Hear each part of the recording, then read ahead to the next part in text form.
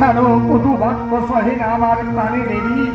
আর এই পৃথিবীর মাঝারে কোন সন্তান কি তার মাকে মা বলে ডাকতে পারবে না দেবী? কোনদিন মা বলে ডাকতে পারবে না।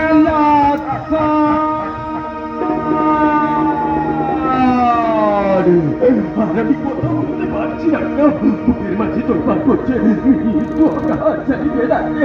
কোথায় কোথায় প্রাণের ভাই লক্ষণ, মায়াবী রাক্ষসের পক্ষে হতে প্রাণটা বাঁচা লক্ষণ।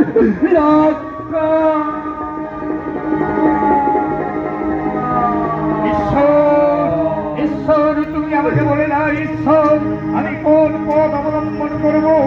একদিকে নানান আদেশ পালন, অন্যদিকে দেবীর কটু বাক্য। কোথায় ইন্দ্রদেব, তুমি আমার মাথায় বজ্রপাত? কোথায় কোথায় বসুমতী, তুমি ধরনী বিলুপ্ত হয়ে যাও। এই ধরনীর অকল করে আমি তলিয়ে যাব, এই ধরনীর অকল করে আমি তলিয়ে যাব। যাও ভাই যাও, তোমার দাদার কাছে ছুটে যাও ভাই, তোমার দাদার কাছে ছুটে যাও। যাও ভাই।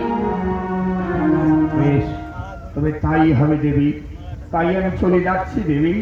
তবে একটা কথা দেবী, আমি রাম নামে গণ্ডি রাখা দিয়ে যাচ্ছি দেবী।